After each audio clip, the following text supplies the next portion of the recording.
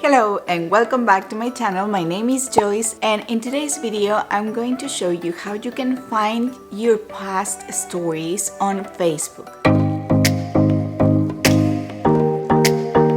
Okay, so let's go to my computer now. So the first thing that you're gonna do is go open your web browser and go to facebook.com. Then you're gonna go to your profile by just clicking on your name right here. And now that I am in my profile, I'm gonna go and click on these three dots right here, and I'm gonna click on Story Archive.